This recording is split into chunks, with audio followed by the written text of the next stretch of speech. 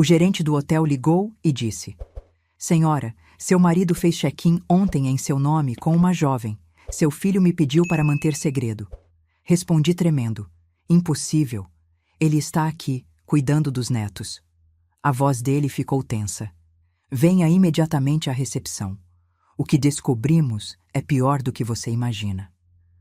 Quando cheguei ao hotel e vi as imagens das câmeras de segurança, meu sangue congelou. Não era apenas traição. Era algo muito mais sombrio. Mas antes de continuar, confira se você já está inscrito no canal e escreva nos comentários: de onde você está assistindo este vídeo? Adoramos saber até onde nossas histórias estão chegando. Meu nome é Helena, tenho 58 anos e até aquela manhã de setembro eu acreditava conhecer perfeitamente a vida que havia construído. 28 anos de casamento com Daniel, 2 filhos já adultos, uma casa confortável no interior de São Paulo e a rotina previsível de quem trabalhou a vida inteira como contadora e finalmente se aposentou. Achava que merecia aquela paz. Achava que havia chegado minha hora de descansar. Naquela quinta-feira, Daniel me ligou dizendo que precisava viajar a trabalho para São Paulo capital, resolver uns problemas com a empresa de consultoria dele. Nada de novo. Ele sempre viajava. Volto no domingo à noite, amor. O Felipe vai passar o fim de semana aí com as crianças. Você não vai ficar sozinha. Disse com aquela voz calma que eu conhecia tão bem. Felipe era nosso filho mais velho, pai de 2 meninas lindas de 6 e 8 anos. Aproveita para descansar um pouco, Elô. Você anda cansada. Eu realmente estava cansada. As gêmeas eram um furacão. E mesmo adorando ser avó, cuidar delas sozinha me esgotava. Mas era bom sentir-me útil, sabe? Depois que me aposentei, às vezes eu me pegava pensando se ainda tinha algum propósito. Daniel trabalhava tanto, viajava tanto, e eu ficava ali, regando plantas, fazendo comida, esperando. Esperando o quê? Nem eu sabia mais. Na sexta-feira de manhã, Felipe chegou cedo com as meninas. Abraços, beijos, aquela correria gostosa de criança invadindo a casa. Ele parecia meio estranho, nervoso, mexendo no celular o tempo todo. Tudo bem, filho? Perguntei. Tudo, mãe. Só uns problemas no trabalho. Aceitei a resposta. Sempre aceitei as respostas que me davam, sem questionar muito. Era meu jeito de manter a harmonia. O dia passou devagar, entre brincadeiras no quintal, desenhos animados e uma tentativa frustrada de fazer as meninas comerem legumes no almoço. À tarde, enquanto elas tiravam uma soneca, sentei na varanda com uma xícara de café. O celular tocou. Número desconhecido. Quase não atendi, mas algo me fez apertar o botão verde. Alô? Dona Helena Martins? A voz era masculina, formal, mas havia algo nela que me deixou alerta. Sim, sou eu. Aqui é Roberto Andrade, gerente do Hotel Millennium em São Paulo. A senhora poderia confirmar se fez check-in aqui ontem à tarde? Meu coração deu um salto estranho. Check-in? Não, deve haver algum engano. Estou em casa, em Campinas. Houve uma pausa. Um silêncio pesado que fez minha mão apertar o telefone com mais força. Dona Helena, preciso ser direto com a senhora. Seu marido, Daniel Martins, fez check-in ontem em nosso hotel usando seus documentos. Ele está acompanhado de uma jovem. E... Ele hesitou. Seu filho Felipe me ligou há 2 horas, pedindo que eu não entrasse em contato com a senhora. Ofereceu uma quantia considerável de dinheiro. O mundo parou. Literalmente parou. O barulho dos pássaros sumiu. O vento parou de soprar. Até meu coração parecia ter congelado dentro do peito. Isso é impossível, consegui dizer, minha voz saindo fina, distante. Meu marido está em São Paulo a trabalho, sim, mas meu filho está aqui comigo, com as netas dele. Ele não teria motivo para... Dona Helena, o gerente me interrompeu, e havia algo na voz dele que me assustou de verdade. Por favor, dirija-se imediatamente à recepção do hotel. O que está acontecendo aqui não é apenas uma traição. É algo muito mais grave. A senhora precisa ver com os próprios olhos. Minhas mãos tremiam tanto que quase derrubei o telefone. Mas grave? O que você quer dizer? Não posso explicar por telefone, mas envolve falsificação de documentos, senhora, e há câmeras de segurança. Por favor, venha o quanto antes. Estou fazendo isso porque há 10 anos a senhora me ajudou quando eu estava começando no hotel, lembra? Quando houve aquele problema com a auditoria e a senhora, como contadora, me orientou sem cobrar nada. Eu nunca esqueci. Não posso ficar em silêncio vendo o que está acontecendo. Eu me lembrava vagamente. Um rapaz jovem, desesperado, que me procurou por indicação de alguém. Ajudei porque sempre ajudei as pessoas. Nunca esperei nada em troca. Roberto, minha voz estava quebrando. Me diz uma coisa, meu filho, ele está aí também? Sim, senhora. Ele está no estacionamento há mais de 1 hora, esperando. Desliguei o telefone e fiquei ali, paralisada na cadeira da varanda, com a xícara de café esfriando nas minhas mãos. Minha mente era um turbilhão. Daniel, Felipe, uma jovem, documentos falsos. Nada fazia sentido, mas ao mesmo tempo, de uma forma horrível e doentia, tudo começava a fazer sentido. As viagens constantes de Daniel. A insistência de Felipe em vir passar o fim de semana justamente agora. O jeito nervoso dele mexendo no celular. Eu não estava cuidando das netas por bondade deles. Eu estava sendo usada como álibi. Levantei devagar, as pernas bambas.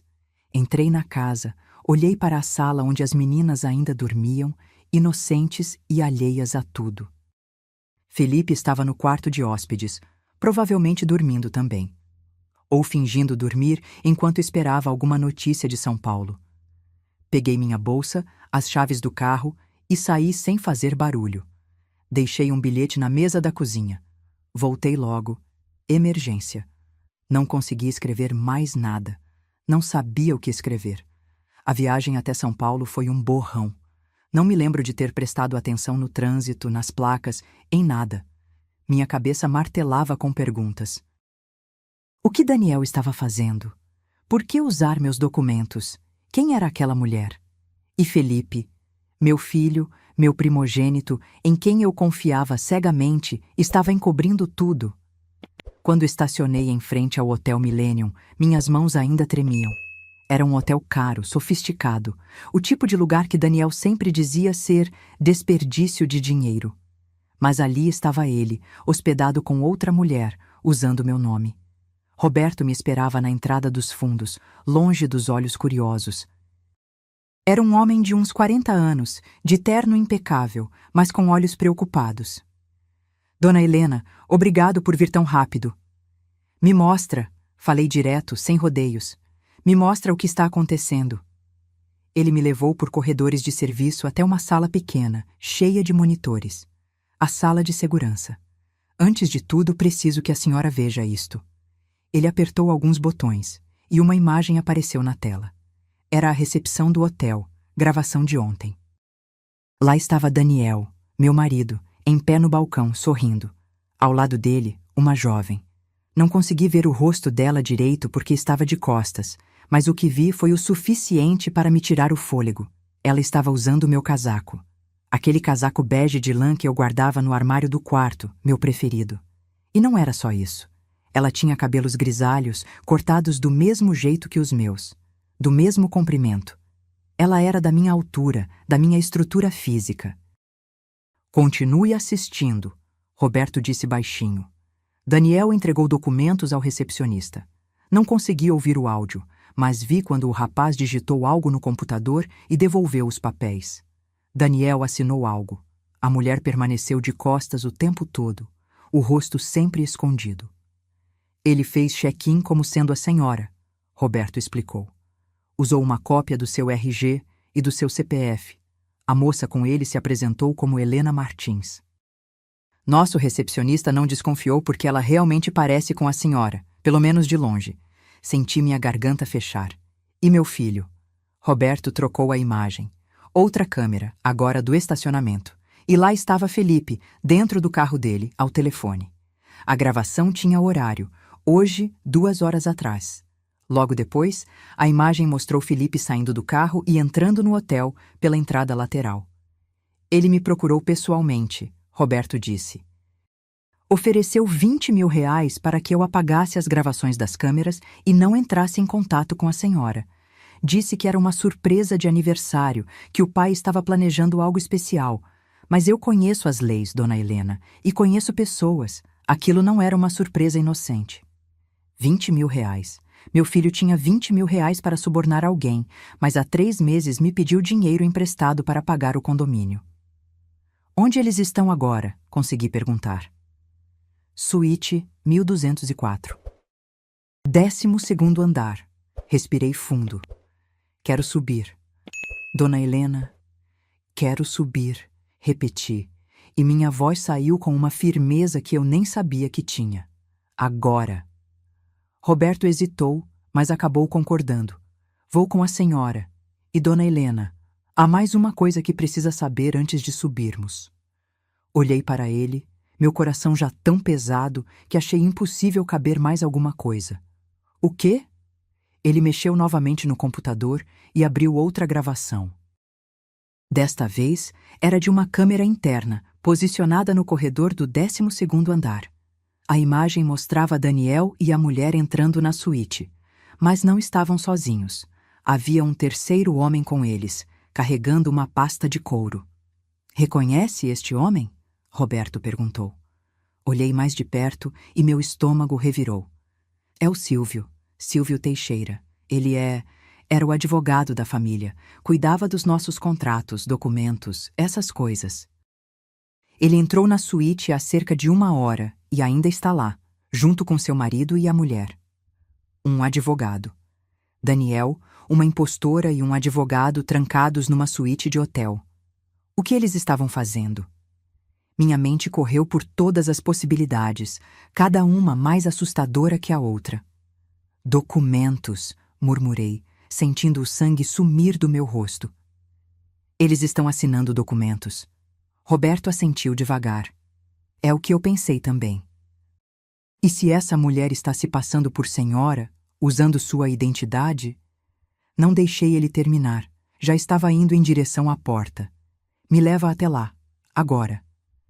Subimos pelo elevador de serviço. Roberto usou sua chave mestra para acessar o 12º andar. O corredor era silencioso, elegante, com carpete grosso que abafava nossos passos. Paramos em frente à porta 1204. Eu podia ouvir vozes lá dentro, abafadas, mas reconheci imediatamente a risada de Daniel. Aquela risada que eu amava, que me acalmava nos dias difíceis, agora me soava como veneno. Quer que eu bata? Roberto perguntou baixinho. Balancei a cabeça. Usa a chave. Quero entrar sem avisar. Ele olhou para mim com uma mistura de admiração e preocupação, mas obedeceu. O clique da fechadura foi quase imperceptível. Roberto empurrou a porta devagar e entramos. A suíte era enorme, luxuosa, com uma sala de estar que dava para um quarto separado. Daniel estava sentado em uma poltrona, taça de vinho na mão, completamente relaxado. A mulher estava sentada à mesa, de costas para a porta, debruçada sobre papéis espalhados. E Silvio, o advogado, estava em pé ao lado dela, apontando algo nos documentos com uma caneta. Ninguém nos ouviu entrar. Fiquei ali parada por alguns segundos, absorvendo a cena. Era surreal. Como se eu tivesse entrado em outra dimensão, onde meu marido de 28 anos traía não apenas com o corpo, mas com a minha própria identidade. Então, com a voz mais calma que consegui reunir, falei. Olá, Daniel. O efeito foi instantâneo. Daniel engasgou com o vinho e se levantou de um pulo, derrubando a taça no chão. O barulho do cristal se estilhaçando ecoou pela sala. Silvio ficou pálido, congelado com a caneta no ar. E a mulher? Ela se virou lentamente. Quando vi o rosto dela, quase desabei. Era uma versão mais jovem de mim, não idêntica, mas assustadoramente parecida. Mesma estrutura óssea, mesmo formato de rosto, mesma cor de olhos. Ela tinha uns 30 e poucos anos, e usava uma peruca grisalha que imitava perfeitamente meu cabelo. Até a maquiagem era discreta, do jeito que eu sempre usei. Helena, Daniel sussurrou, e pela primeira vez em 28 anos vi medo genuíno nos olhos dele. O que? Como você? Como eu descobri? Completei a frase, entrando mais na sala. Roberto ficou perto da porta, em silêncio. Alguém ainda tem consciência neste mundo, Daniel. Alguém que você não conseguiu comprar.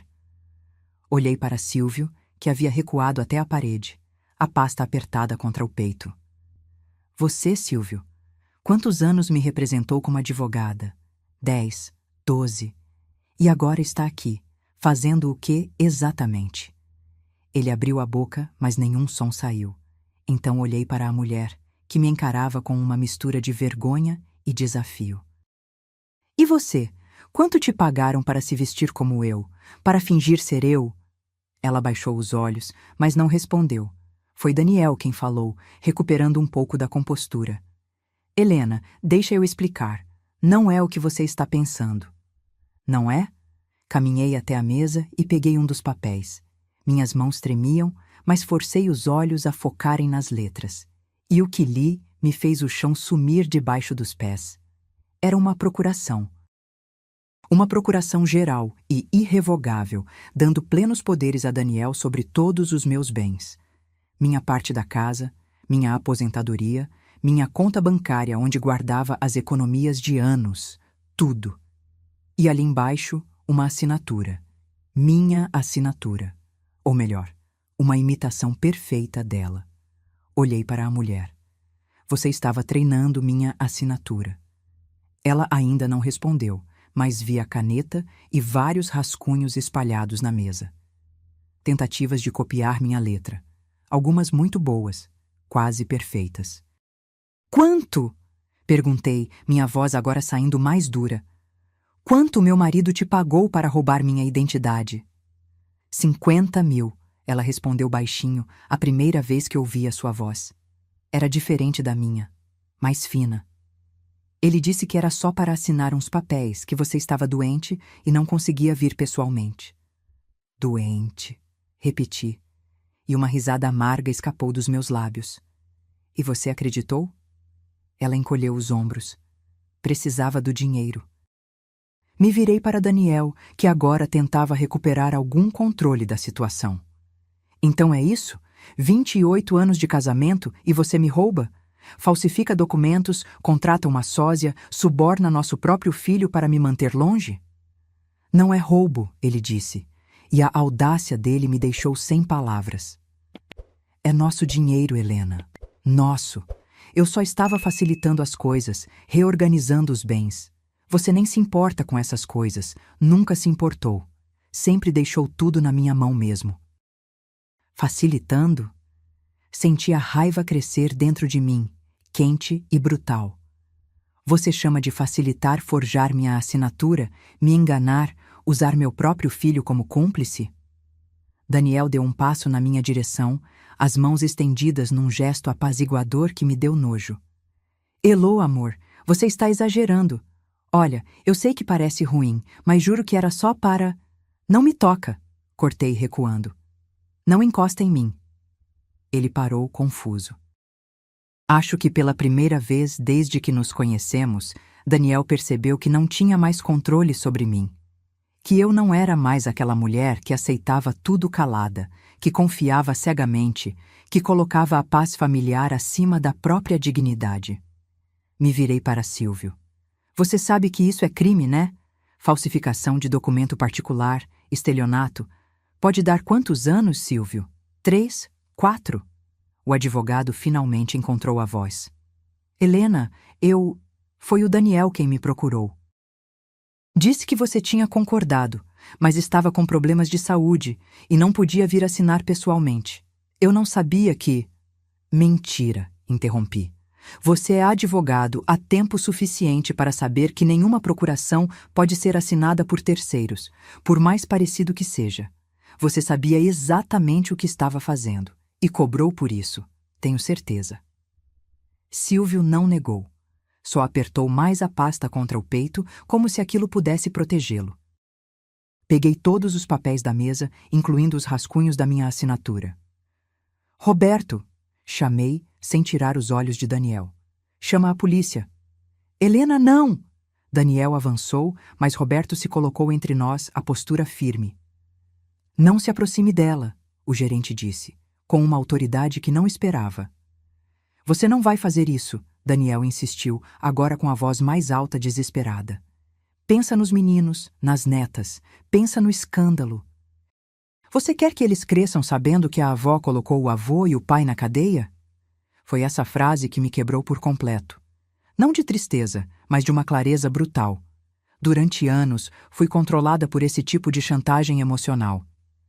Pensa nos meninos, pensa na família, não faz escândalo. Sempre eu tendo que engolir, sempre eu tendo que perdoar, sempre eu sendo a que sacrificava tudo pela paz. Sabe de uma coisa, Daniel? Falei, minha voz saindo estranhamente calma. Eu penso sim nas meninas. E é exatamente por elas que vou fazer isso. Porque não quero que cresçam achando que é normal um homem roubar da própria esposa. Não quero que aprendam que mulher tem que abaixar a cabeça e aceitar ser enganada em silêncio. Peguei meu celular e disquei 190 eu mesma. A polícia chegou em 20 minutos. 2 policiais militares primeiro, depois uma viatura da Polícia Civil. Roberto havia me levado de volta para a sala de segurança, enquanto Daniel, Silvio e a mulher permaneciam na suíte, sob vigilância de um funcionário do hotel. Eu não queria mais olhar para eles. Não naquele momento. Dei meu depoimento sentada naquela sala fria, cercada de monitores. Minha voz estava firme, as mãos não tremiam mais. Mostrei os documentos falsos, as gravações das câmeras, expliquei tudo com uma clareza que me surpreendeu.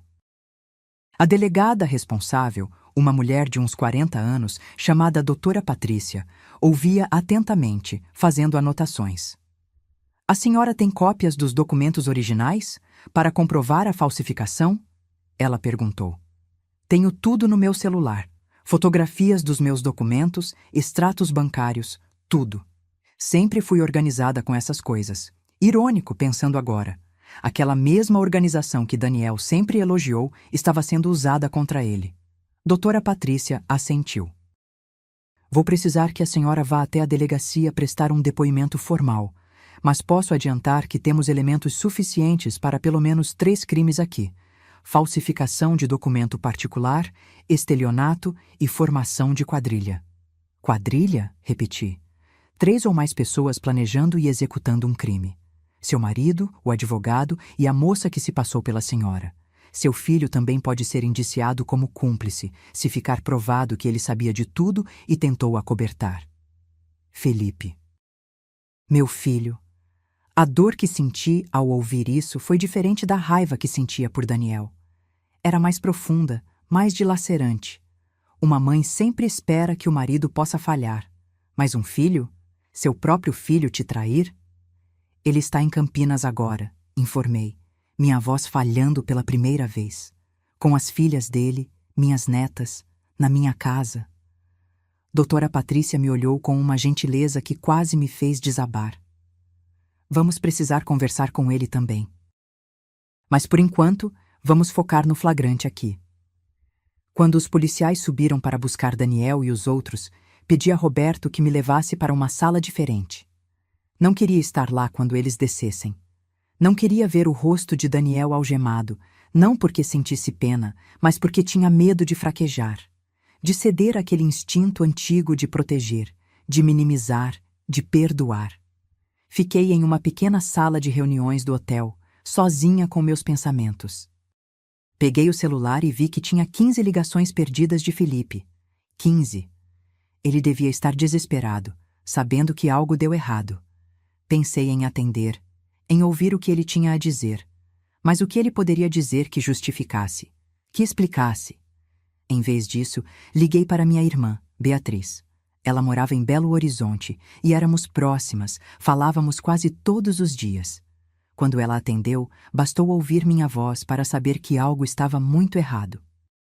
Elô? O que aconteceu? E então, Pela primeira vez desde que recebi aquela ligação do Roberto, desabei. Contei tudo, entre soluços, enquanto Beatriz, do outro lado da linha, alternava entre choque, raiva e palavrões que eu nem sabia que ela conhecia. Esse filho da mãe, ela cuspiu, falando de Daniel. Eu sempre desconfiei dele, sempre. Ele sempre foi controlador demais, convencido demais.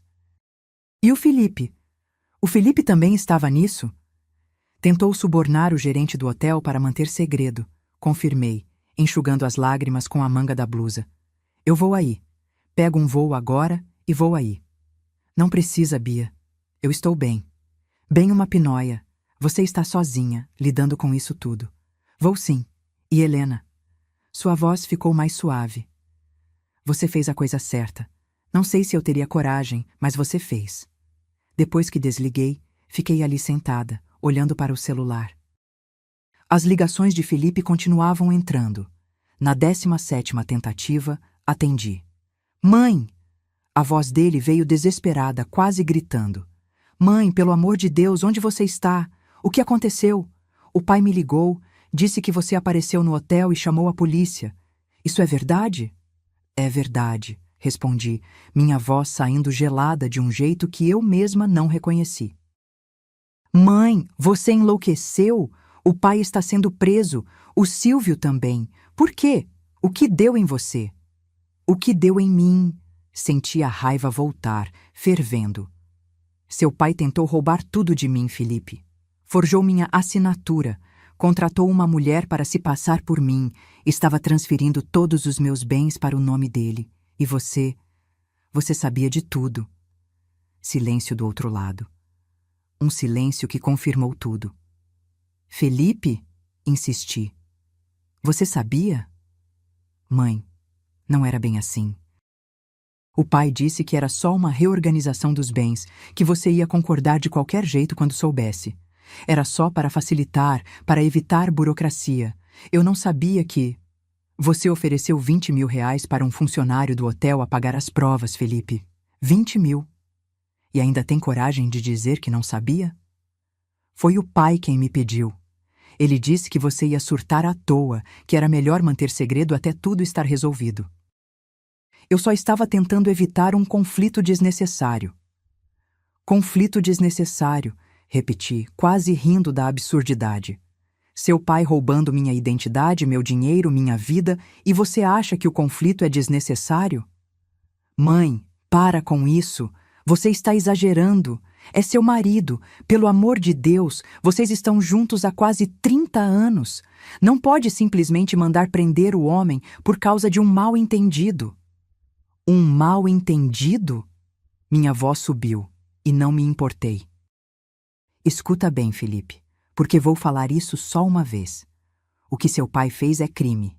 Crime mesmo, previsto no Código Penal, com anos de cadeia. E você foi cúmplice. A polícia vai querer falar com você também. Ouvi ele respirar fundo do outro lado, tentando se controlar. A senhora está cometendo um erro gigantesco. Isso vai destruir nossa família. Não fui eu quem destruiu, filho. Foi você e seu pai quando decidiram que eu era boba o suficiente para ser roubada na cara dura. Desliguei antes que ele pudesse responder. Minhas mãos tremiam de novo, mas era uma tremor diferente. Era raiva misturada com dor, com decepção, com uma sensação de perda tão profunda que parecia um buraco no peito. Meu casamento tinha acabado. Isso eu sabia. Não havia volta. Mas perder meu filho também era um preço que eu não estava certa de que conseguiria pagar. Doutora Patrícia bateu na porta e entrou. Dona Helena, eles já foram encaminhados para a delegacia. Preciso que a senhora me acompanhe para formalizar o boletim de ocorrência e dar seu depoimento completo. Vai demorar algumas horas. Levantei, peguei minha bolsa. E as meninas? Minhas netas estão sozinhas com o Felipe em casa. Vou mandar uma viatura até lá também. Não para prender seu filho ainda, mas para tomar o depoimento dele. Se quiser, posso pedir para uma assistente social acompanhar, para garantir que as crianças fiquem bem. Assenti, grata. Pelo menos as meninas estariam protegidas de presenciar mais essa loucura. Saí do hotel pela entrada principal desta vez. Não tinha mais nada a esconder, nada a envergonhar. Daniel é que estava sendo colocado dentro de uma viatura policial, algemado, sob os olhares curiosos de hóspedes e funcionários. Quando passei por ele, nossos olhos se encontraram por um breve segundo. Ele tentou dizer algo, mas desviei o olhar e continuei andando. Não queria mais ouvir a voz dele. Não queria mais ouvir promessas, desculpas, manipulações.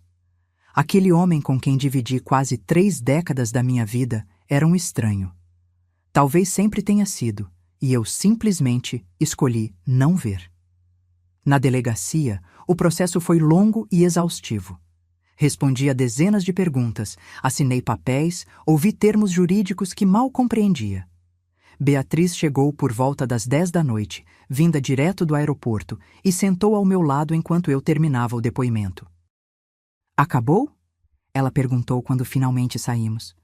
Por hoje sim, mas doutora Patrícia disse que isso é só o começo. Vai ter audiência, vai ter investigação completa, pode demorar meses. Beatriz me abraçou ali mesmo, na frente da delegacia, sob a luz fria dos postes. Você não vai passar por isso sozinha. Prometo. Voltamos para Campinas juntas, dirigindo em silêncio na maior parte do tempo. Quando chegamos em casa, era quase meia-noite. As luzes estavam acesas. Felipe ainda estava lá, sentado na sala, com as meninas dormindo no sofá, abraçadas nele. Quando me viu, ele levantou devagar, com cuidado para não acordar as crianças. Seu rosto estava inchado, como se tivesse chorado. Mãe. Não, cortei, antes que ele pudesse continuar. Pega as meninas e vai embora, Felipe. Não quero você aqui hoje. Mãe, por favor, me deixa explicar. Não há nada para explicar. Vai embora. Beatriz se colocou ao meu lado, os braços cruzados, numa postura protetora. Felipe olhou para mim, depois para a irmã dela, e percebeu que não tinha escolha. Pegou as meninas no colo, ainda dormindo, e saiu sem dizer mais nada. Quando a porta se fechou, desabei no sofá e chorei. Chorei por tudo que havia perdido, pela vida que pensei ter e que se revelou uma mentira, pela traição de pessoas que eu amava mais que a mim mesma. Beatriz sentou ao meu lado e segurou minha mão, em silêncio. Não havia palavras para aquilo. Só a dor, crua e devastadora, de perceber que a família que construí durante toda a minha vida adulta tinha sido erguida em terreno falso. Acordei no dia seguinte com os olhos inchados e a cabeça latejando. Beatriz já estava acordada, fazendo café na cozinha. O cheiro me trouxe de volta à realidade. Meu marido estava preso, meu filho era cúmplice de um crime, e eu estava sozinha naquela casa grande demais.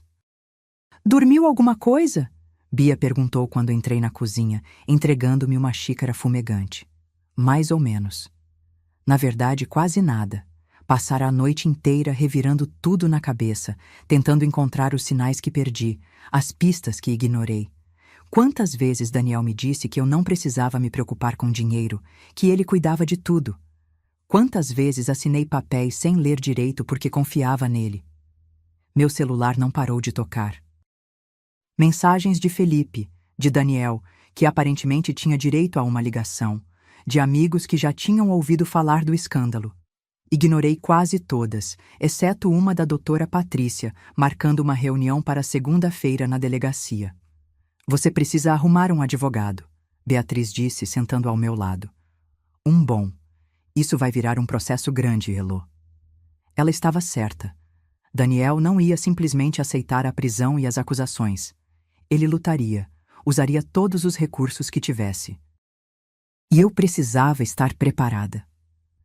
Liguei para Marta, uma antiga colega de trabalho que agora era advogada criminalista. Expliquei a situação rapidamente, e ela concordou em me representar. Vou precisar de todos os documentos, Helena. Tudo o que você tiver sobre os bens, as contas, o casamento. Quanto mais informação, melhor. Passei o sábado inteiro organizando papéis. Abri o escritório de Daniel, que sempre foi território proibido para mim. Não mexe nas minhas coisas, amor. Está tudo organizado do meu jeito. E comecei a revirar gavetas, armários, pastas. O que encontrei me deixou sem ar. Não eram só documentos do que ele tentou fazer agora. Eram anos de manipulação financeira. Transferências da minha conta para contas que eu nem sabia que existiam. Empréstimos feitos em meu nome sem minha autorização. Investimentos arriscados com o meu dinheiro, que ele escondeu quando deram errado. Beatriz, chamei, minha voz saindo trêmula. Vem ver isso. Ela veio correndo e ficou ao meu lado enquanto eu mostrava papel após papel.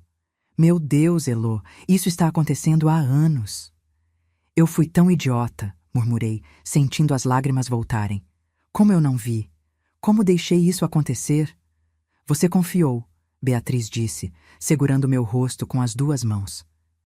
Você confiou na pessoa errada, mas isso não te faz idiota, te faz humana, e agora você está fazendo a coisa certa. Fotografei tudo, cada documento, cada extrato, cada comprovante. Mandei tudo para Marta, que respondeu com um áudio longo. Helena, isso é ouro. Com essas provas, a gente não só garante a condenação dele, como também pode pedir reparação por danos morais e materiais. Você pode sair disso não só vingada, mas financeiramente compensada. Vingada.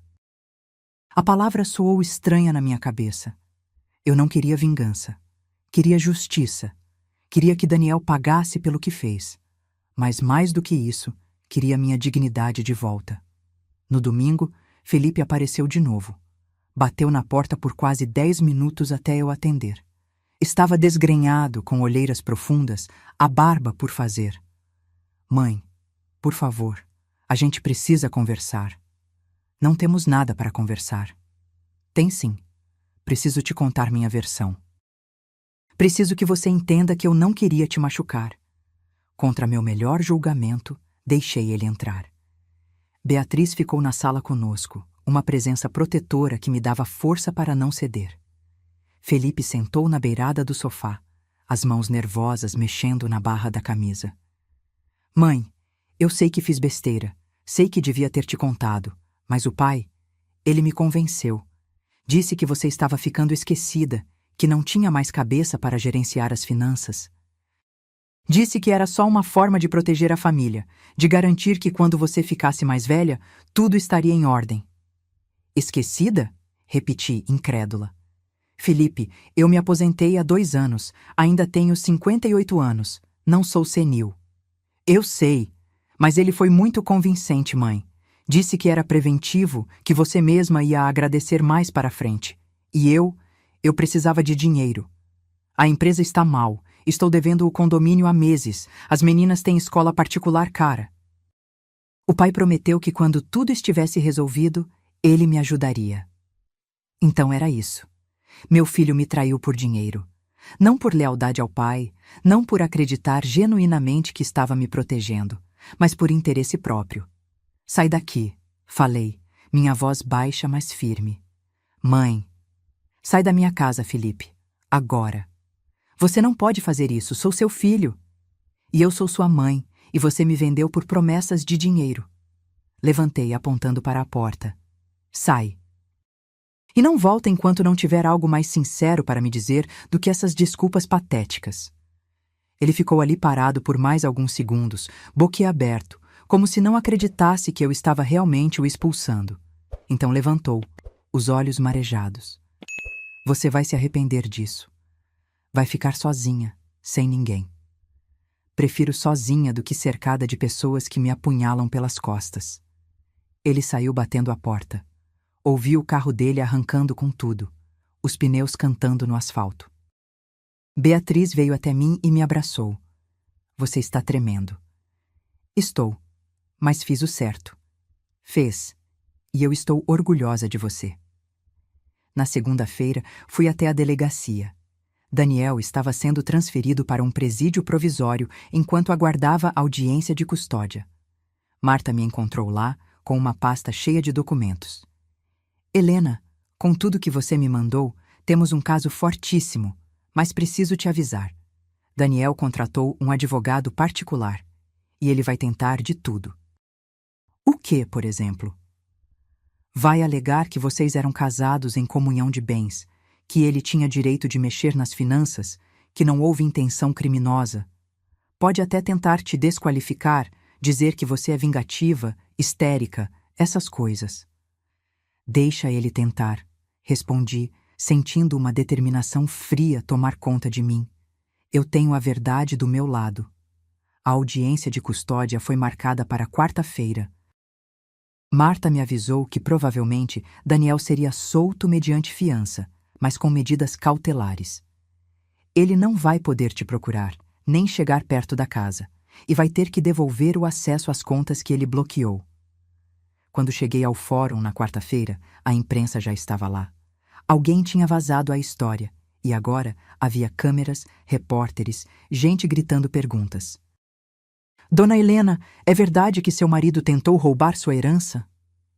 Como a senhora se sente sendo traída pelo próprio filho? Marta me guiou para dentro, ignorando tudo. Na sala de audiência, vi Daniel pela primeira vez desde o hotel. Ele estava pálido, menor de alguma forma, com aquela roupa laranja de presidiário que parecia consumi-lo. Quando nossos olhos se encontraram, ele tentou sorrir. Aquele sorriso que sempre me derretia. Mas agora só me causava náusea. O juiz começou a audiência, ouvindo primeiro o promotor, depois o advogado de Daniel. As palavras técnicas voavam pela sala, mas eu captava o essencial: tentativa de fraude, falsificação ideológica, estelionato qualificado. Quando chegou minha vez de falar, levantei e olhei direto para Daniel. Meritíssimo! Vivi 28 anos com esse homem. Confiei nele com minha vida, meu dinheiro, meu futuro. E ele usou cada pedacinho dessa confiança para me roubar.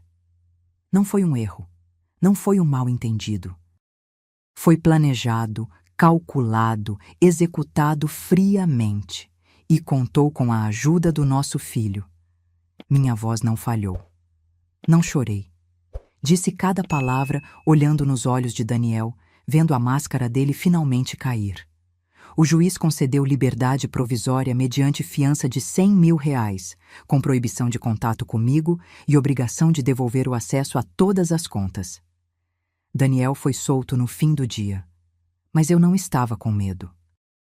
Porque agora, finalmente, eu tinha recuperado algo que havia perdido ao longo daqueles anos todos. Minha voz. A primeira semana depois da audiência foi estranha.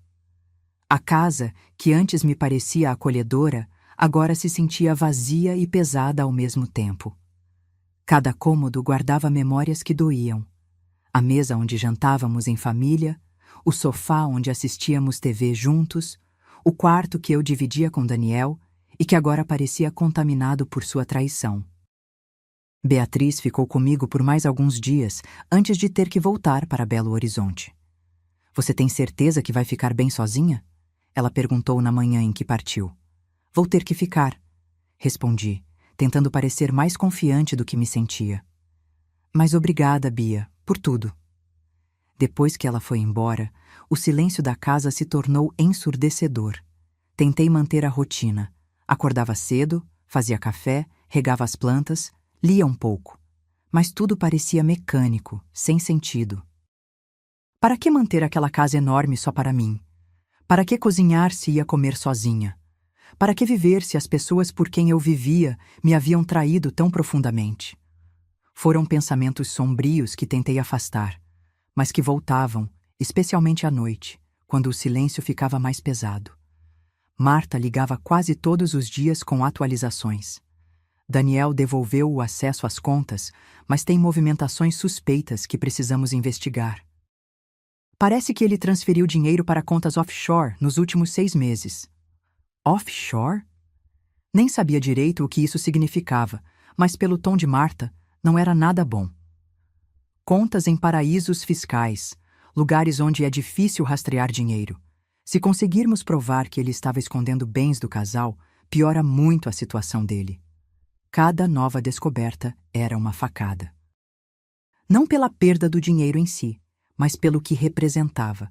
Anos de mentiras, de manipulação, de eu ser tratada como idiota que não merecia saber onde o próprio dinheiro estava. Felipe tentou me ligar várias vezes. Eu nunca atendia. Até que um dia ele mandou uma mensagem: Mãe, as meninas estão perguntando por você. Elas sentem sua falta. Pelo menos deixa eu levar elas aí no fim de semana. Aquilo me partiu. Minhas netas. 2 criancinhas inocentes que não tinham nada a ver com a podridão dos adultos ao redor delas. Será que era justo privá-las da avó por causa dos erros do pai? Respondi: Pode trazer, mas você não entra. Deixa elas no portão. No sábado, ouvi a campainha tocar. Quando abri, lá estavam elas, Júlia e Marina, com seus sorrisos banguela e abraços apertados. Vovó, a gente estava com saudade. Felipe estava um pouco atrás, constrangido. Nossos olhos se encontraram por um segundo. Vi nele algo que parecia arrependimento genuíno, mas desviei o olhar. Ainda não estava pronta para perdoar. Busco elas às 5, ele disse baixinho. Apenas assenti e fechei o portão. Aquelas horas com as meninas foram um bálsamo. Brincamos no jardim, fizemos biscoitos na cozinha, assistimos desenho. Elas não perguntaram sobre o avô, não mencionaram nada do que estava acontecendo. Eram apenas crianças querendo amor e atenção, e eu dei todo o que tinha. Quando Felipe voltou para buscá-las, Marina disse: Vovó, você tá triste? Meu coração apertou. Um pouquinho, amor, mas fico melhor quando vocês estão aqui. Então a gente volta sempre, Júlia declarou, abraçando minha perna. Depois que foram embora, a casa voltou a ficar silenciosa, mas era um silêncio diferente, menos pesado. Como se aquelas horinhas tivessem me lembrado que ainda havia coisas boas na vida, ainda havia amor puro e verdadeiro. Comecei a pensar no que fazer. Não podia simplesmente ficar naquela casa, afundando em autopiedade. Precisava reconstruir minha vida. Mas como? Por onde começar? Uma noite, folheando revistas antigas, encontrei uma reportagem sobre mulheres que recomeçaram depois dos 50. Uma delas tinha aberto uma pequena pousada no interior. Outra tinha voltado a estudar e se formado em psicologia. Outra tinha viajado sozinha pela Europa. Sozinha. A palavra me assustava e fascinava ao mesmo tempo. Eu nunca tinha feito nada sozinha de verdade. Sempre tive alguém ao meu lado. Meus pais, depois Daniel, depois os filhos. Sempre alguém para consultar, para agradar, para considerar. E se pela primeira vez na vida eu pensasse só em mim? Liguei para uma antiga amiga, Carla, que trabalhava numa agência de viagens. Carla, quero fazer uma viagem, sozinha. Ela ficou surpresa, mas empolgada. Que tipo de viagem? Não sei. Algo diferente. Algo que me tire da zona de conforto. Ela mandou várias opções: Paris, Buenos Aires, Lisboa. Mas quando vi as fotos de uma pequena vila na Toscana, algo dentro de mim se acendeu.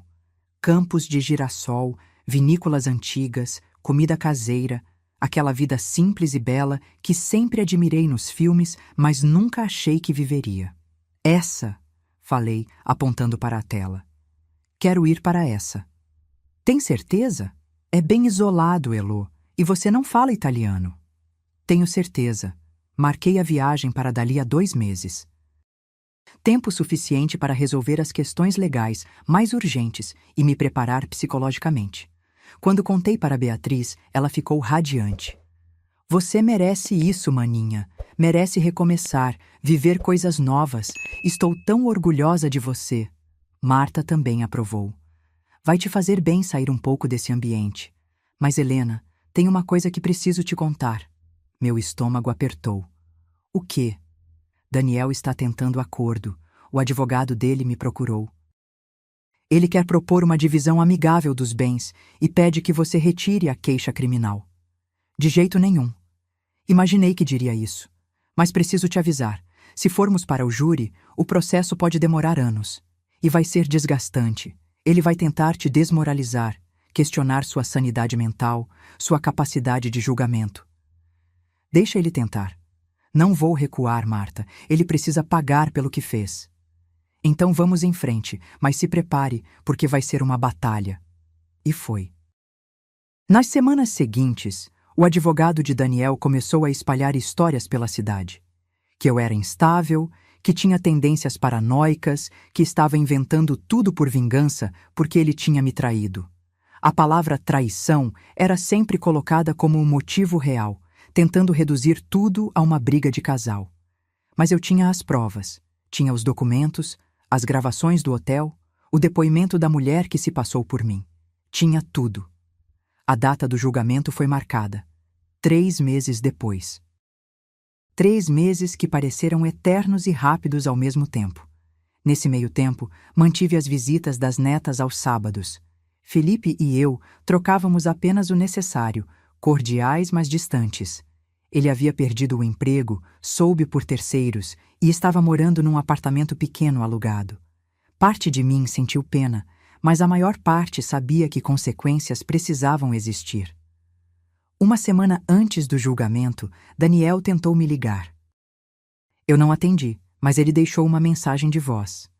Elô, eu sei que você não quer falar comigo, mas por favor, escuta essa mensagem. Eu errei. Errei muito, eu sei. Fui ganancioso, egoísta, te tratei mal. Mas juro que nunca quis te machucar de verdade. Achei que estava sendo esperto, que estava protegendo nosso futuro.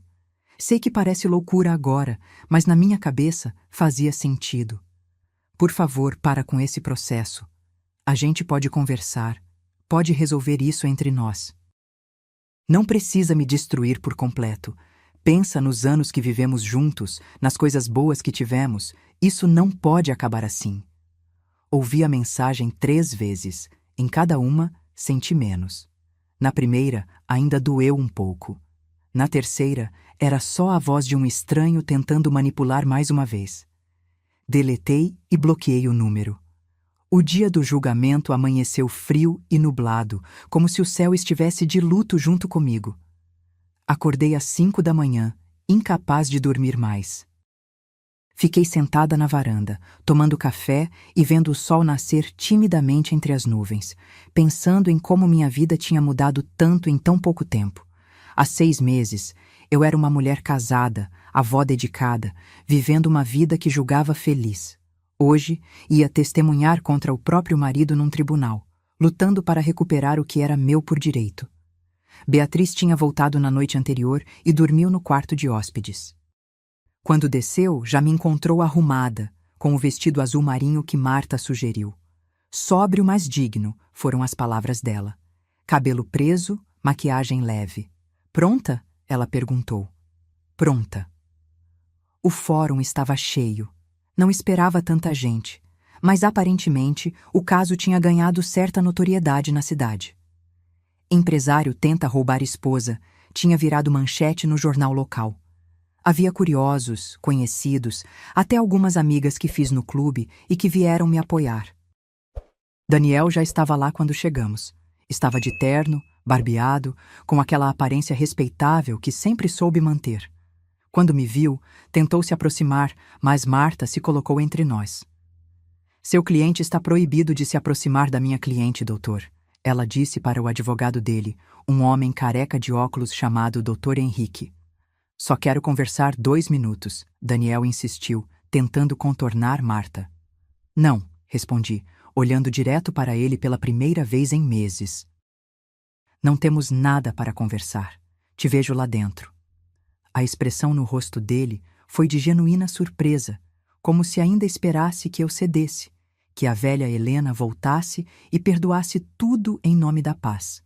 Mas aquela Helena tinha morrido no Hotel Millennium. A que estava ali era outra pessoa. Entramos na sala do júri. Era menor do que eu imaginava, com paredes de madeira escura e um ar pesado de seriedade. Os jurados já estavam em seus lugares, 7 pessoas comuns que decidiriam o destino de Daniel. O juiz, Dr. Augusto Ferreira, era um homem de uns 60 anos, conhecido por ser rigoroso, mas justo. Ele abriu a sessão e explicou os procedimentos aos jurados. Então, o promotor público, Dr. Márcio, começou sua fala. Senhores jurados, o caso que trazemos hoje não é simplesmente uma discórdia conjugal.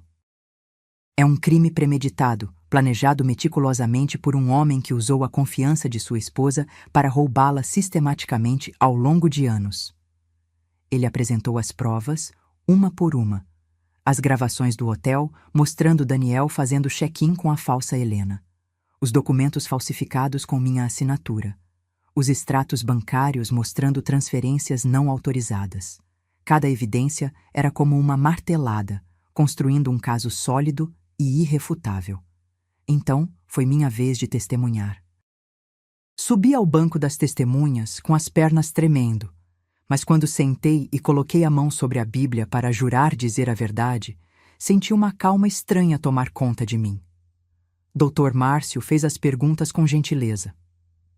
Dona Helena, a senhora tinha conhecimento das movimentações financeiras que seu marido fazia em seu nome? Não. Ele sempre disse que cuidava de tudo, que eu não precisava me preocupar. Eu confiava nele. E quando descobriu o que estava acontecendo no hotel, o que sentiu? Respirei fundo. Senti que tinha sido enganada, não só nos últimos meses, mas por anos. Cada vez que assinei um papel sem ler porque ele disse que era só uma formalidade, cada vez que deixei ele gerenciar tudo porque ele entendia mais de finanças, eu estava sendo manipulada. E o pior não foi perder o dinheiro, foi perder a confiança em alguém que eu amava. Ouvi alguns murmúrios na plateia. Olhei para Daniel, que mantinha a cabeça baixa. Então chegou a vez do Dr. Henrique me interrogar. E ele foi implacável. Dona Helena, a senhora não acha que está exagerando? Seu marido tentou reorganizar os bens do casal, algo que muitos casais fazem. A senhora não está usando isso como desculpa porque descobriu que ele tinha uma amante? Não é sobre a amante, respondi, mantendo a voz firme. É sobre falsificar minha assinatura, me usar, me roubar. Roubar? Mas eram bens do casal, não eram? Vocês não eram casados em comunhão de bens? Éramos, mas ele estava transferindo minha parte para o nome dele sem meu conhecimento. Isso é roubo. A senhora não acha que está sendo vingativa? Afinal, vocês foram casados por quase 30 anos. Senti a raiva subir, mas a controlei. 30 anos de mentiras, aparentemente. E não estou sendo vingativa. Estou buscando justiça. O interrogatório durou mais de 1 hora. Doutor. Henrique tentou de tudo, me fazer parecer confusa, instável, rancorosa. Mas eu mantive minha versão, calma e consistente, apoiada pelas provas irrefutáveis que tínhamos. Depois, foi a vez de Daniel testemunhar. Ele subiu ao banco parecendo menor, curvado. Sua defesa era previsível. Ele só estava tentando proteger a família, garantir o futuro, evitar impostos desnecessários. Nunca teve intenção de prejudicar ninguém. Senhor. Daniel, o promotor perguntou. Se suas intenções eram tão nobres, por que contratou uma mulher para se passar por sua esposa? Por que não simplesmente conversou com ela sobre suas preocupações? Daniel hesitou. Eu achei que seria mais fácil assim. Minha esposa é teimosa, não aceitaria meus conselhos. Então a solução foi enganá-la? Forjar a assinatura dela? Subornar funcionários de hotel para esconder suas ações? Não foi bem assim, não foi? Temos gravações provando tudo, senhor. Daniel não tinha resposta. Ficou ali, balbuciando desculpas fracas que nem ele mesmo parecia acreditar. O próximo a testemunhar foi Roberto, o gerente do hotel. Ele contou toda a história, o check-in suspeito, a tentativa de suborno de Felipe, a decisão de me ligar. Eu sabia que algo estava errado. Trabalho neste ramo há 20 anos e aquilo não era normal. Então chamaram Silvio, o advogado. Ele tinha feito acordo de delação premiada, oferecendo depoimento em troca de redução de pena. Contou tudo, como Daniel o procurou, quanto pagou, como planejaram tudo nos mínimos detalhes. Ele disse que a esposa estava senil, que precisava proteger os bens dela. Eu não questionei muito. Ele pagava bem. Silvio admitiu, com vergonha na voz. A mulher que se passou por mim, Larisa, também testemunhou. Estava visivelmente nervosa, as mãos tremendo. Eu precisava do dinheiro. Ele me ofereceu R$ 50.000 só para assinar uns papéis. Disse que era tudo legal, que a esposa sabia, mas não podia comparecer. Eu não sabia que estava cometendo um crime. Mas aceitou usar os documentos dela, imitar a assinatura, se vestir como ela? O promotor pressionou. Sim, ela admitiu baixinho. Foi errado, eu sei. Por fim, chamaram Felipe. Meu filho subiu ao banco evitando meu olhar. Estava magro, com olheiras profundas. O mês desde a prisão do pai claramente tinha sido duro. Senhor. Felipe, o senhor sabia o que seu pai estava planejando? O promotor perguntou. Sabia, Felipe admitiu, a voz quebrada. Ele me contou e me pediu ajuda. Disse que era para proteger os bens da família, que minha mãe estava ficando velha e poderia tomar decisões ruins. Eu acreditei nele. E tentou subornar o gerente do hotel? Sim, com dinheiro que meu pai me deu. Ele disse que era importante manter segredo até tudo estar resolvido. O senhor não achou estranho ter que esconder isso da própria mãe? Felipe finalmente olhou para mim, lágrimas nos olhos. Achei, mas meu pai foi muito convincente e eu estava desesperado por dinheiro. Ele prometeu me ajudar depois. Ouvir isso doeu mais do que esperava. Meu filho não me traiu por amor ao pai ou por acreditar que estava me protegendo. Me traiu por ganância. Por 30 moedas de prata, como no ditado. Depois dos depoimentos, os advogados fizeram suas alegações finais. Dr. Márcio foi contundente. Senhores jurados, as provas são claras. O réu planejou, executou e tentou encobrir um crime grave contra sua própria esposa. Não há dúvida razoável aqui, apenas fatos. Dr. Henrique, por sua vez, tentou apelar para o emocional. Estamos falando de uma família sendo destruída. Um homem que cometeu erros, sim, mas que agiu pensando proteger seu legado. Isso merece prisão ou merece uma segunda chance? Os jurados se retiraram para deliberar. Ficamos esperando por quase 3 horas. Beatriz segurou minha mão o tempo todo e eu agradecia silenciosamente pela presença dela. Finalmente, o juiz chamou todos de volta. Os jurados tinham chegado a um veredicto. O silêncio na sala era absoluto quando o porta-voz do júri se levantou. Um homem de meia idade, com óculos e expressão séria. Ele segurava um papel nas mãos e observei aquele pedaço de papel como se minha vida inteira dependesse dele. Porque, de certa forma, dependia. Quanto ao crime de falsificação de documento particular, ele começou, a voz firme. O júri considerou o réu Daniel Martins culpado, por unanimidade. Ouvi um suspiro atrás de mim. Não me virei para ver de quem era. Quanto ao crime de estelionato qualificado, o júri considerou o réu culpado, por unanimidade. Daniel deixou a cabeça cair para a frente, os ombros tremendo. Não sei se estava chorando ou simplesmente desabando. Quanto ao crime de formação de quadrilha, o júri considerou o réu culpado, por 6 votos a 1. Senti as lágrimas começarem a descer pelo meu rosto, mas eram lágrimas diferentes. Não de tristeza, mas de alívio. De validação, de justiça finalmente sendo feita. O juiz Dr. Augusto pegou o papel das mãos do porta-voz e analisou por alguns segundos. Então olhou para Daniel. Senhor Daniel Martins, este tribunal o considera culpado dos crimes pelos quais foi acusado. A sentença será proferida em audiência específica, mas adianto que o senhor enfrentará pena de reclusão. Além disso, determino a imediata devolução de todos os bens subtraídos à vítima, senhora Helena Martins, acrescidos de correção monetária e danos morais a serem calculados. Bateu o martelo. Está encerrada a sessão. Foi como se uma represa dentro de mim tivesse se rompido. Desabei no ombro de Beatriz, chorando, de alívio, de tristeza, de luto por tudo que perdi, mas também de alegria por ter tido coragem de lutar. Marta se virou para mim, os olhos brilhando. Você conseguiu, Helena, conseguiu. As pessoas vieram me cumprimentar, me abraçar. Amigas do clube, vizinhas, até desconhecidos que tinham acompanhado o caso e se emocionaram com minha história. Você é uma inspiração. Uma senhora de cabelos brancos me disse, segurando minhas mãos. Meu marido me roubou há anos e eu nunca tive coragem de denunciar. Mas você me deu força para pelo menos pensar na possibilidade. Do outro lado da sala, vi Felipe se aproximando. Estava pálido, os olhos vermelhos. Parou a alguns passos de distância, como se tivesse medo de chegar mais perto. Mãe, ele disse, a voz rouca. Eu não sei o que dizer. Olhei para ele, meu filho, que havia crescido tanto e aprendido tão pouco. Não tem nada a dizer, Felipe. Pelo menos não hoje. Eu sei que estraguei tudo.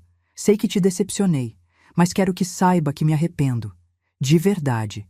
Passei esses meses pensando em como fui idiota, em como joguei fora sua confiança por ganância. Se pudesse voltar no tempo... Mas não pode, interrompi. Ninguém pode. A única coisa que podemos fazer é lidar com as consequências das nossas escolhas. Ele assentiu, enxugando os olhos. As meninas perguntam por você toda hora. Meu coração apertou. Pode continuar trazendo elas aos sábados. Mas você e eu? Vai demorar muito tempo, Felipe. Muito tempo mesmo. Eu espero, ele disse, a voz quebrando. Vou passar o resto da vida esperando, se for preciso. Não respondi. Apenas me virei e saí do tribunal acompanhada de Beatriz e Marta. Lá fora, os repórteres nos cercaram. Microfones na minha cara, câmeras piscando. Dona Helena, como se sente com o veredicto? O que tem a dizer sobre seu marido? Vai perdoá-lo algum dia? Marta tentou me proteger, mas segurei seu braço. Tudo bem, falei baixinho.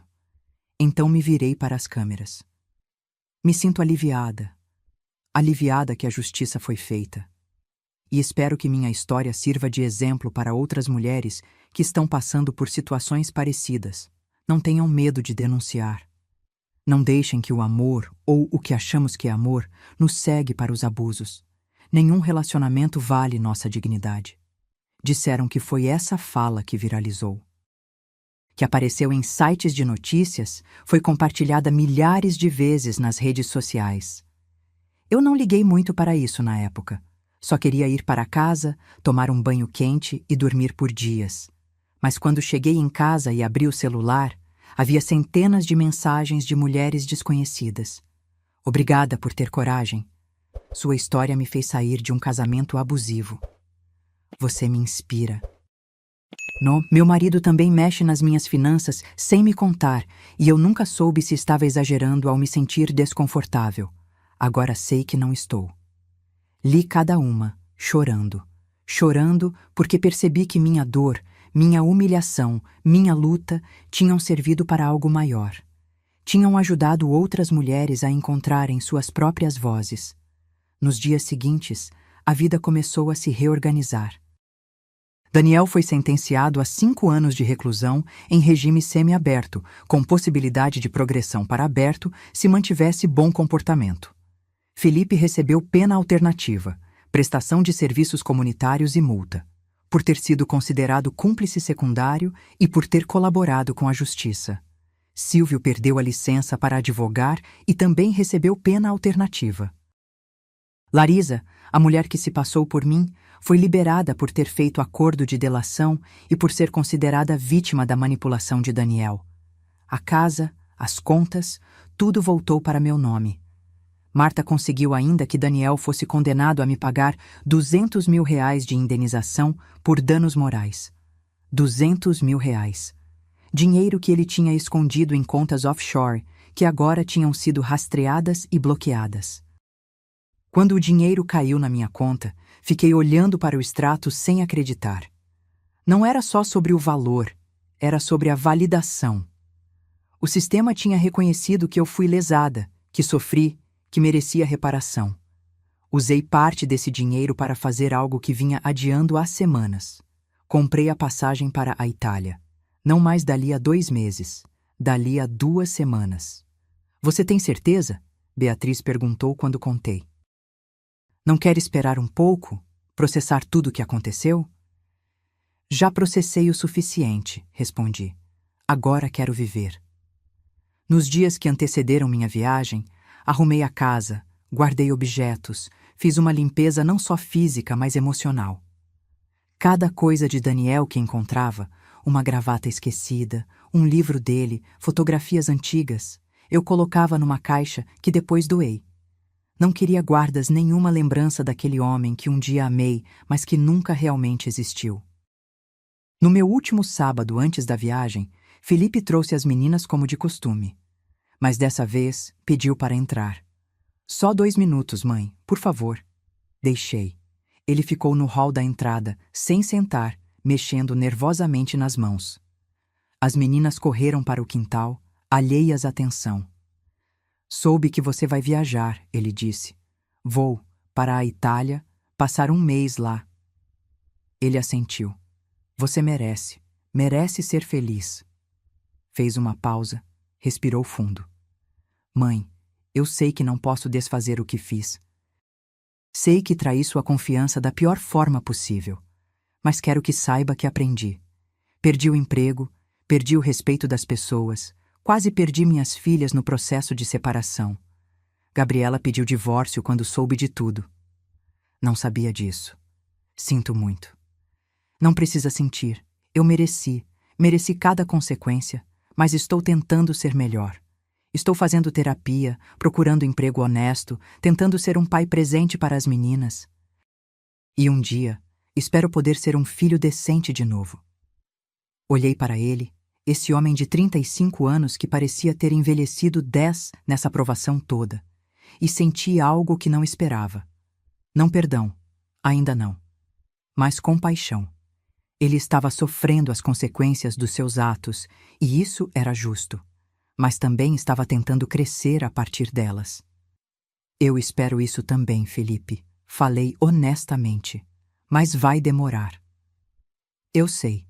E vou esperar. O tempo que for necessário. Depois que ele foi embora com as meninas, sentei na varanda com uma taça de vinho e o folder da viagem. Olhei as fotos daquela vila italiana, imaginei como seria andar por aquelas ruas de pedra, provar aqueles vinhos, conhecer pessoas novas que não conheciam minha história. Pela primeira vez em meses, senti algo próximo de empolgação. O aeroporto estava cheio naquela manhã de terça-feira. Beatriz tinha insistido em me levar, mesmo eu dizendo que pegaria um táxi. Não seja boba, é sua primeira viagem internacional sozinha. Vou te deixar no portão de embarque e só vou embora quando você entrar no avião. Fiz o check-in, despachei a mala, uma só, porque aprendi que não preciso carregar o peso do mundo nas costas. Na fila de segurança, olhei ao redor e vi tantas pessoas, casais, famílias, executivos solitários, cada um com sua história, seus dramas, suas alegrias, e eu era apenas mais uma. Uma mulher de 58 anos recomeçando a vida. Nada de especial, mas ao mesmo tempo, tudo de especial. Vai mandar notícias, né? Beatriz disse quando chegamos ao portão de embarque. Todo dia, prometo. Ela me abraçou forte. Estou tão orgulhosa de você, maninha, do que você se tornou, da força que encontrou. Você me inspira. Você me salvou, Bia. Se não tivesse vindo quando eu precisei, não sei se teria conseguido. Conseguiria sim, porque você é mais forte do que imagina. Quando chamaram meu voo, passei pelo portão com o coração acelerado. No corredor até o avião, olhei pela janela e vi São Paulo lá embaixo. A cidade que era minha casa, minha prisão, meu campo de batalha. Agora ia deixá-la por um tempo, buscar ar fresco, perspectiva nova. O voo foi longo, mas tranquilo. Li um livro, assisti a 2 filmes, conversei com a senhora sentada ao meu lado que também viajava sozinha. Meu marido morreu há 2 anos, ela contou. Resolvi fazer todas as viagens que sempre adiamos. Melhor tarde do que nunca, né? Melhor tarde do que nunca, concordei. Quando o avião pousou em Florença, o sol estava se pondo, tingindo o céu de laranja e rosa. Peguei minha mala, passei pela imigração e lá estava minha motorista, uma italiana de uns 40 anos, chamada Sofia, segurando uma placa com meu nome. Benvenuta! Ela exclamou, me abraçando como se fôssemos amigas de longa data. Bem-vinda à Toscana. A estrada até a vila onde eu ficaria levou quase 1 hora, serpenteando por colinas cobertas de vinhedos e oliveiras. O pôr do sol foi o mais bonito que já vi na vida. Sofia tagarelava em italiano e inglês misturados, contando histórias da região, apontando paisagens. Você vai amar aqui, ela disse. É um lugar de cura. Muitas mulheres vêm aqui para recomeçar. Quando chegamos à vila, meu queixo caiu. Era como entrar num cartão postal. Casinhas de pedra, ruas estreitas, flores nas janelas, um silêncio pacífico quebrado apenas pelo canto de pássaros. Minha hospedagem era uma pequena casa que a dona da pousada havia reformado especialmente para hóspedes solo. Tinha um quarto aconchegante, uma salinha com lareira, cozinha pequena mas funcional e uma varanda com vista para os campos de girassol.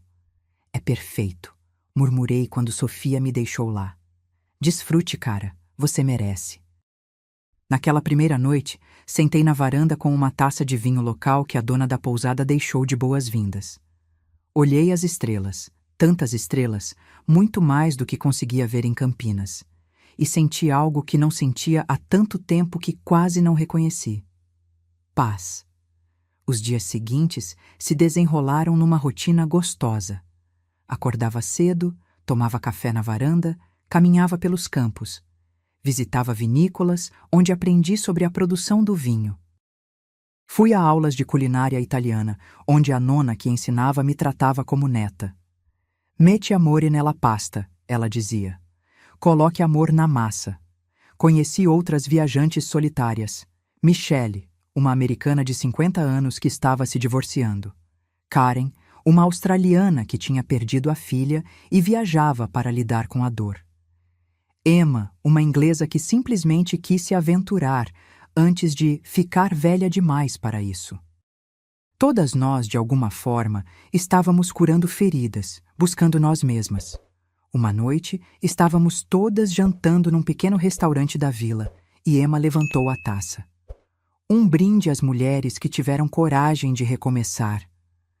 As recomeços, todas repetimos. No meio da viagem, recebi uma ligação de Marta. Helena, desculpa incomodar sua viagem, mas tem novidades. Daniel está querendo fazer acordo para reduzir a pena. Está se mostrando cooperativo, devolvendo tudo, aceitando todas as condições. Ele quer saber se você aceita escrever uma carta ao juiz pedindo clemência. Fiquei em silêncio por um momento, olhando para os campos dourados pela janela. Não. Tem certeza? Absoluta. Ele precisa cumprir a pena que recebeu. Precisa entender que ações têm consequências. Entendi. Só precisava confirmar. Depois que desliguei, não me senti mal pela decisão. Não senti que estava sendo vingativa ou cruel. Senti que estava sendo justa. Comigo, com ele, com todas as mulheres que um dia podem ser enganadas por homens que acham que podem fazer o que quiser sem pagar o preço. Nas últimas semanas da viagem, me permiti fazer algo que nunca tinha feito, simplesmente existir. Não como esposa, não como mãe, não como avó, só como Helena. Lia livros sem ter que cozinhar para ninguém. Dormia até tarde sem sentir culpa. Comia o que queria quando queria. Usava roupas que Daniel sempre disse que não me caíam bem. E descobri que me caíam perfeitamente. Um dia, caminhando por uma trilha entre os campos, encontrei uma capela pequenina, quase escondida. Entrei, e mesmo não sendo particularmente religiosa, acendi uma vela. Não por Daniel, não por Felipe, mas por mim. Pela mulher que fui, pela mulher que me tornei, pela mulher que ainda vou ser. Quando minha viagem acabou e chegou a hora de voltar para o Brasil, senti uma pontada de tristeza. Mas era diferente da tristeza que sentia antes. Não era vazio. Era saudade de um lugar que me acolheu quando eu mais precisei. Sofia me levou de volta ao aeroporto. Você volta? Ela perguntou. Volto, respondi com certeza. Com certeza volto. No avião de volta, refleti sobre tudo. Sobre Daniel cumprindo pena. Sobre Felipe tentando reconstruir a vida. Sobre minhas netas que continuariam crescendo. sobre Beatriz, que esteve ao meu lado em cada passo, e sobre mim. Sobre a mulher que descobriu, aos 58 anos, que não era tarde demais para lutar, para exigir respeito, para recomeçar.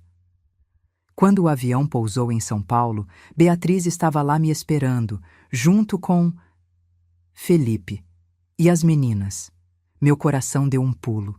Olhei para meu filho, que segurava as mãos das filhas, e vi algo diferente nele. Humildade genuína, remorso real. Elas insistiram em vir, ele disse quando me aproximei. Não consegui dizer não. Vovó, as meninas gritaram, correndo para me abraçar. Abracei-as forte, sentindo aquele amor puro e incondicional que só netos sabem dar. Então olhei para Felipe por cima das cabecinhas delas. Não disse nada, mas assenti levemente. Não era perdão. Ainda não. Mas era um começo. Um reconhecimento de que, assim como eu estava recomeçando, ele também estava tentando. E talvez, só talvez, um dia pudéssemos reconstruir algo. Não o que tínhamos antes. Aquilo estava morto e enterrado. Mas algo novo, mais honesto, baseado em respeito mútuo e não em dívidas emocionais. Agora, se você gostou dessa história, clica em se inscrever e me diz nos comentários qual parte te deixou de queixo caído. Ah, e não esqueça de se tornar membro para ter acesso a vídeos exclusivos que não posto aqui. Te espero lá.